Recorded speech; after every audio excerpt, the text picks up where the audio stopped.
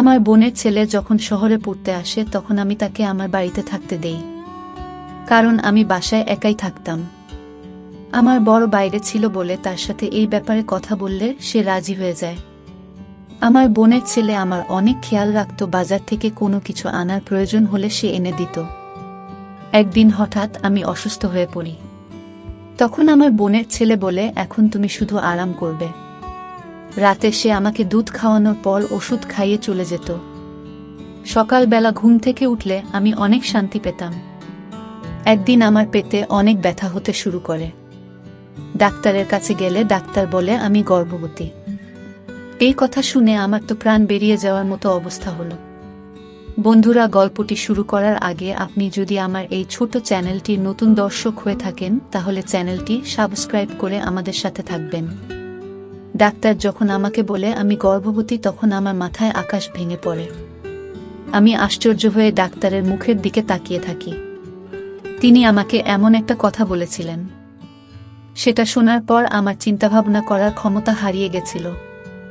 আমার মনে হচ্ছিল আমার উপর পাহাড় ভেঙে পড়েছে, এটা কি করে সম্ভব? আমি এটা মেনে নিতে পারছিলাম না। আমি ডাক্তারকে বলি, নিশ্চয়ই আপনার কোথাও ভুল হচ্ছে, আমার শুধু পেটে ব্যথা করত। সে আমাকে দেখে হাসতে থাকে। সে আমাকে রিপোর্ট দেখায়, আমাকে বলে, বিগত 3 বছর ধরে তুমি আমার কাছে এই জন্যই তো চিকিৎসা করছো। অবশেষে ভগবান যখন তোমাকে খুশির খবর শুনিয়ে দিল, তখন তো তোমার ভগবানকে ধন্যবাদ দেওয়া উচিত। আমি আমার রিপোর্ট দেখে চমকে যাই। আমি কখনো ভাবতে পারিনি আমার জীবনে কখনো এরকম ভয়ঙ্কর ঘটনা ঘটবে। আমি তো এই কথা শুনে ঘাবড়ে যাই। আমার বিয়ের 5 বছর হতে চলল, আর আমার বর কাজের সূত্রে বাইরে থাকে। কয়েক বছরে শুধুমাত্র 10 দিনের জন্য দেশে আসে। আর আমি চাইতাম সেই সময় আমার ইচ্ছা যাতে পূরণ হয়ে যায়, যাতে আমার মন বাচ্চার উপরে থাকে, তাকে নিয়ে যাতে আমি দিন কাটাতে পারি। কিন্তু প্রত্যেকবার আমি দুঃখ পেতাম। এখন তো সে বিদেশে ছিল। আমি ডাক্তারকে কিছু বলিনি। নিজের রিপোর্ট নিয়ে ধীরে ধীরে বাইরে চলে আসি। আমার মাথা কাজ করা বন্ধ করে দিয়েছিল। এটা কি করে হতে পারে? আমি গর্ভবতী। আমার বাড়ি ক্লিনিকের একটা গলির পরেই ছিল, কিন্তু আমার পা এত ভারী মনে হচ্ছিল যেন আমার কাছে অনেক ভারী কিছু চাপানো আছে। বাড়িতে আমরা শুধু দুজনই থাকতাম, আর কেউ থাকতো না।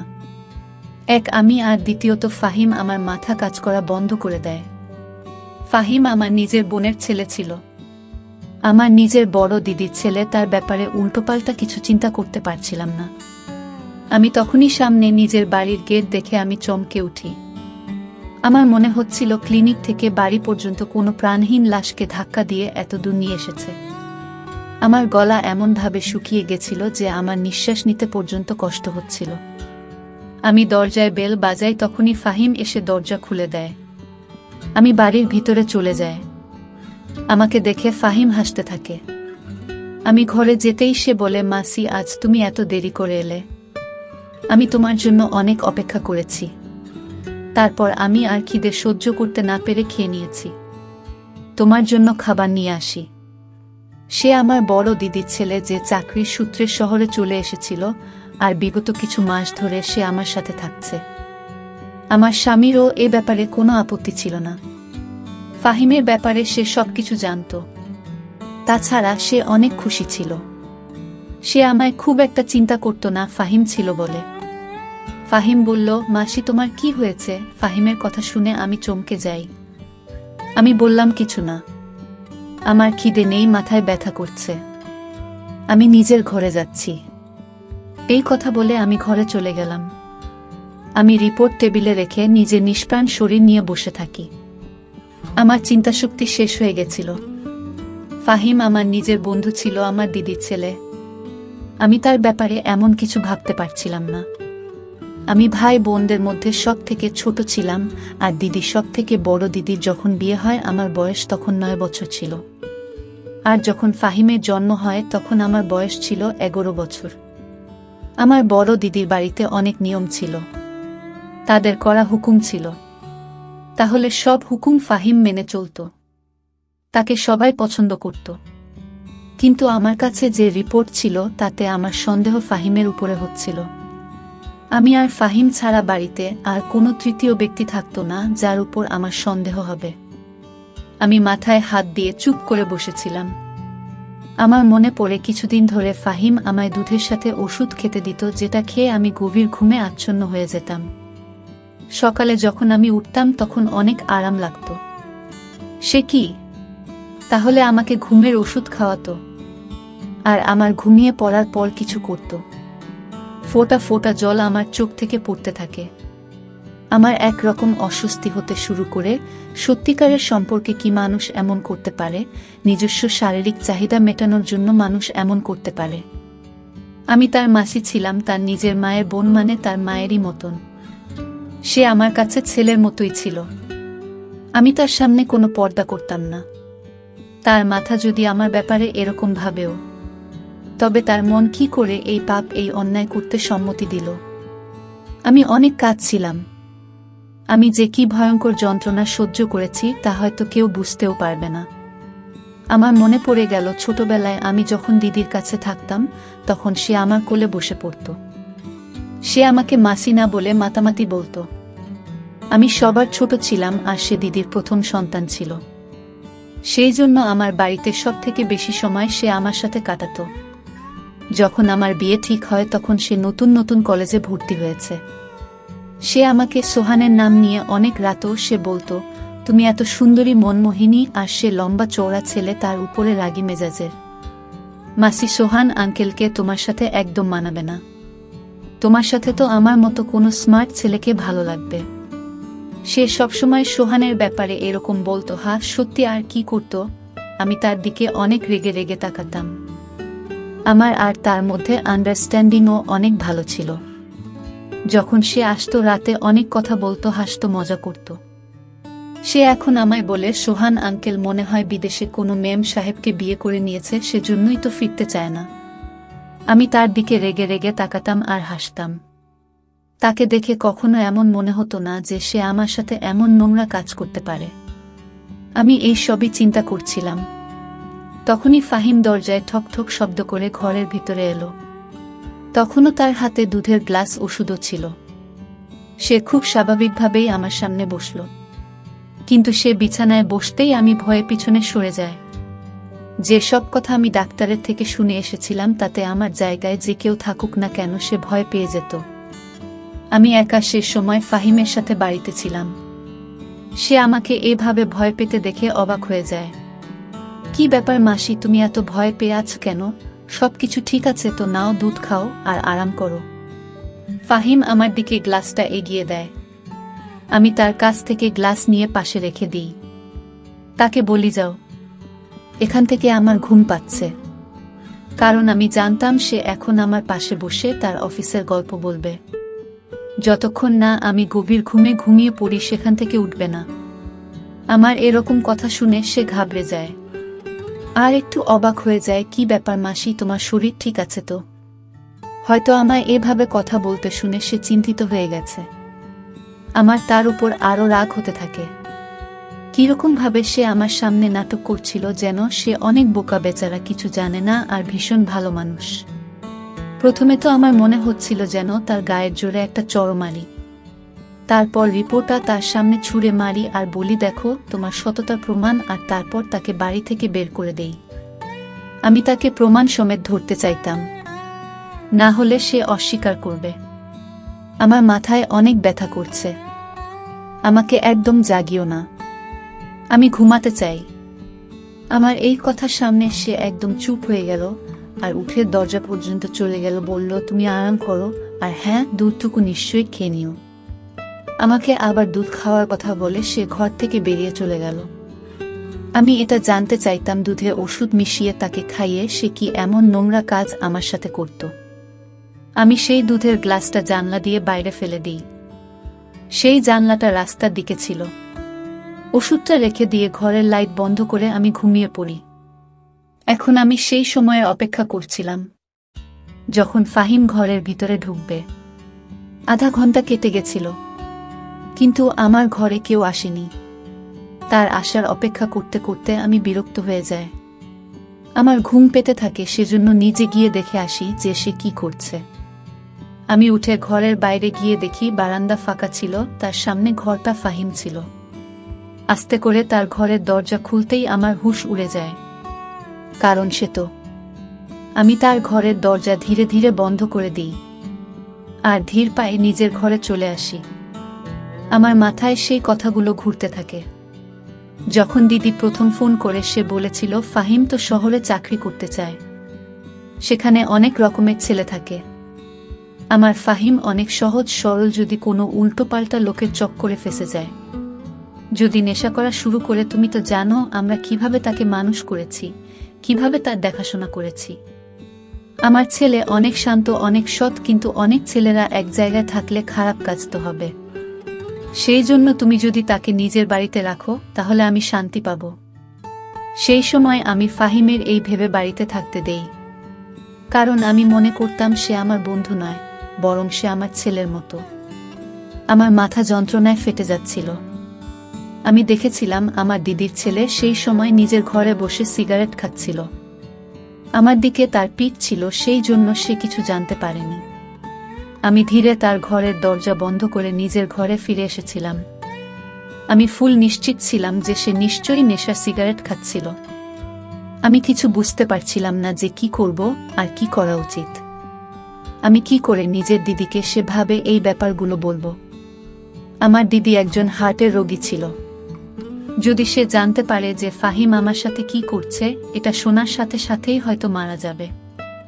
আমি ভেবেছিলাম যে সকাল হলেই আমি ফাহিমকে বলবো সে যেন নিজের থাকার বন্দোবস্ত করে নেয়। আমি তাকে নিজের বাড়িতে আর রাখতে পারবো না। আমি নিজের ঘর বন্ধ করে দিয়ে শুয়ে পড়ি। সকালে আমার দরজা জুড়ে জুড়ে ধাক্কানো হচ্ছিল। আমি উঠে দরজা খুলি তখন দেখি ফাহিম আমার দিকে অনেক রেগে তাকিয়ে আছে।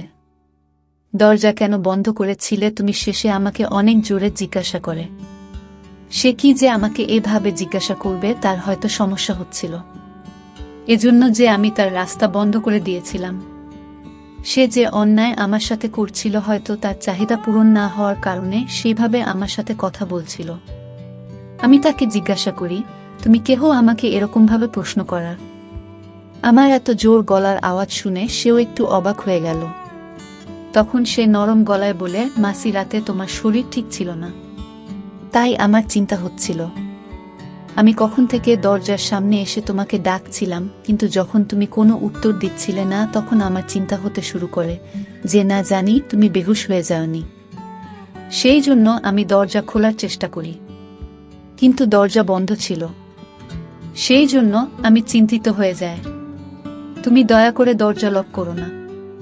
তার মিথ্যে নাটক আর আমার জন্য মিথ্যে চিন্তা করা দেখে আমার ভীষণ রাগ হচ্ছিল। আমি কড়াভাবে বলি, তোমাকে আমার জন্য চিন্তা করার কোনো দরকার নেই। এরপর নিজের ঘর থেকে বাইরে চলে যায়।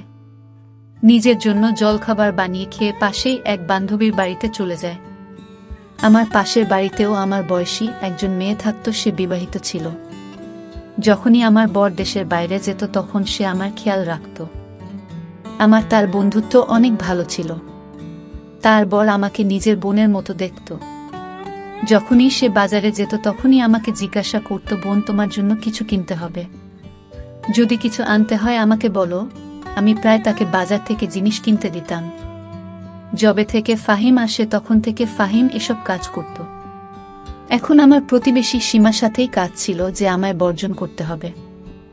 এই পাপ আমার জীবন থেকে শেষ করে দেওয়া ছাড়া আমার আর কোনো উপায় ছিল না।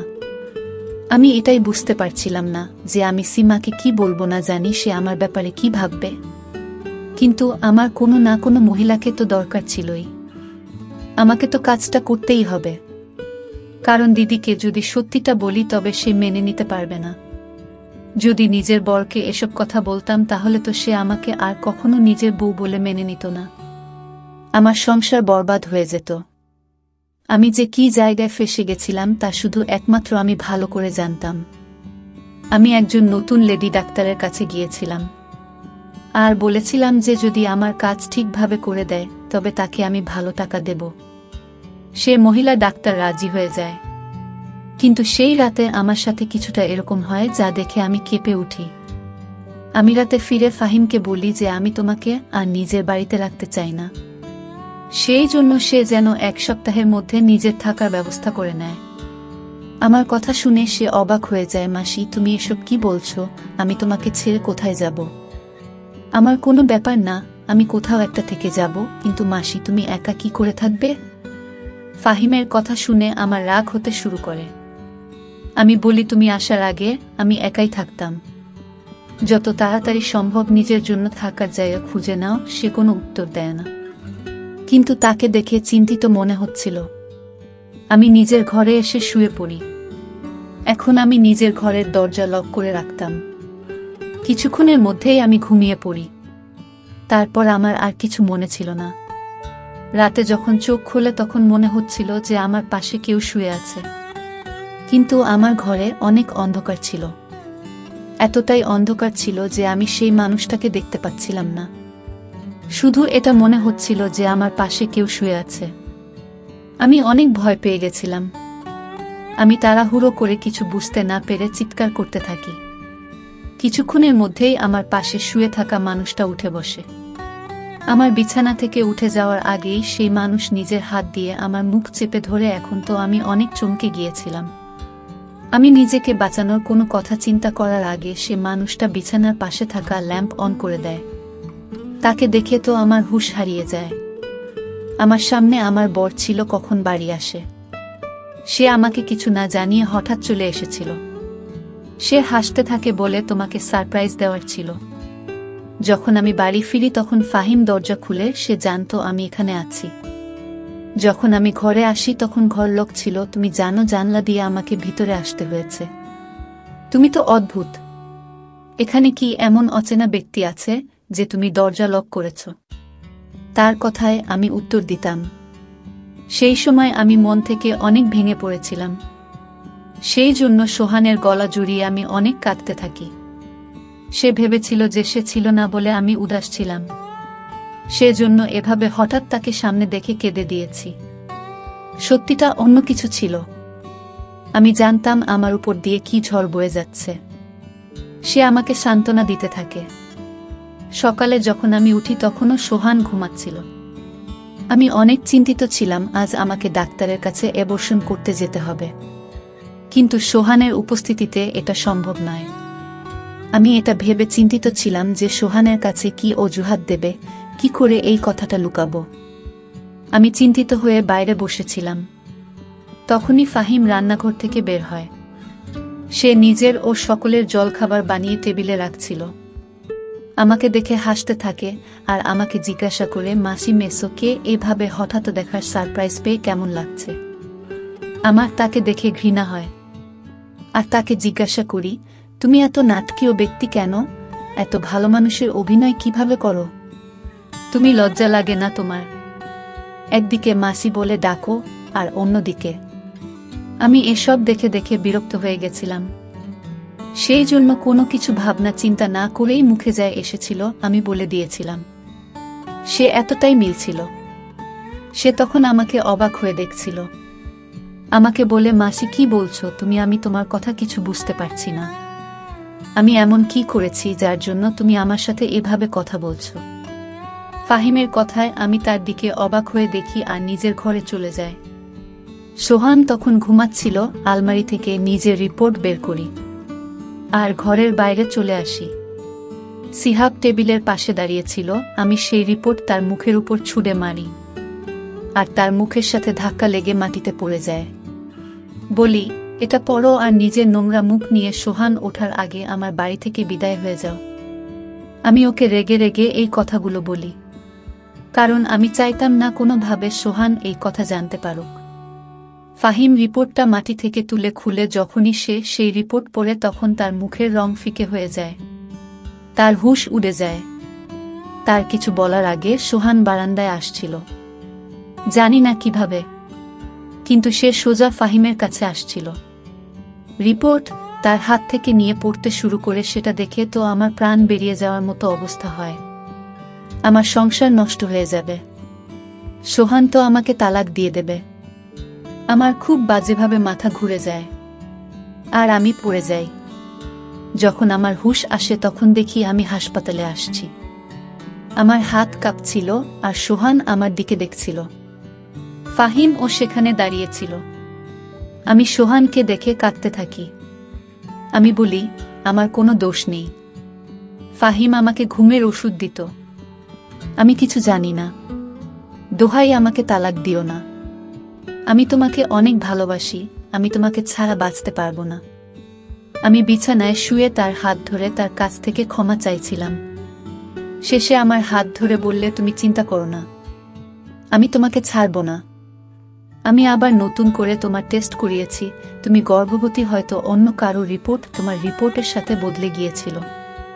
না তুমি দোষী আর না শিহাবের কোনো দোষ আছে। এরকম কিছু নয়, তুমি তার চরিত্রের উপর সন্দেহ করো না। শুধু রিপোর্টও অদল বদল হয়ে গেছিল। এটা একটা ভুল বোঝাবুঝি হয়েছে। ফাহিমের উপর যখন আমার নজর পড়ে তখন সে কাঁদছিল, তার মুখ থেকে কোনো শব্দ বেরোচ্ছিল না। ও শুধু কাঁদছিল। আমাকে দেখে আমার কাছে এলো আর বলল, মাসি, তুমি কি করে ভাবলে যে আমি তোমার সাথে এরকম করতে পারি? আমি আমার মা আর তোমার মধ্যে কখনো কোনো পার্থক্য করিনি। আমি তো কখনো কোনো অচেনা মেয়ের দিকে চোখ তুলে পর্যন্ত তাকাইনি। তুমি তো আমার মায়ের মতো। আমি বললাম, আমি তোমাকে সিগারেট খেতে দেখেছি। সে বলে, আমি নেশা আর সিগারেট কখনো খাই না। হ্যাঁ, কখনো কখনো এমনি সিগারেট খাই। আমি তোমার খেয়াল এই জন্য রাখতাম যে ছোটবেলা থেকে আমি তোমার কোলে পিঠে করে মানুষ হয়েছি, বড় হয়েছি। সেই জন্য যেভাবে আমি আমার মায়ের খাবার আর ওষুধের খেয়াল রাখতাম, সেভাবেই তোমারও খেয়াল রাখতাম। আমি যদি জানতাম আমার জন্য তোমার অসুবিধা হবে, তাহলে আমি কখনো ওখানে যেতামই না। সে কেঁদে কেঁদে এই কথাগুলো বলছিল। একটা ভুল রিপোর্ট আমাকে লজ্জায় ফেলে দিয়েছিল। আমি নিজের দিদির ছেলের ব্যাপারে কি না ভেবেছিলাম। কিন্তু আমার মাথায় একবারও এই চিন্তা আসেনি যে রিপোর্ট ভুলও হতে পারে। আফসোস, যদি আমি দ্বিতীয়বার আরও একবার টেস্ট করে নিতাম তাহলে এসব কিছু ঘটত না। বন্ধুরা, আজকের গল্প এখানেই শেষ করছি। যদি আমার গল্পগুলো তোমাদের ভালো লাগে তাহলে একটা লাইক দিয়ে বন্ধুদের সাথে শেয়ার করে দিন। দেখা হবে আগামীকালের নতুন ভিডিওতে। সবাই ভালো থাকবেন। ধন্যবাদ।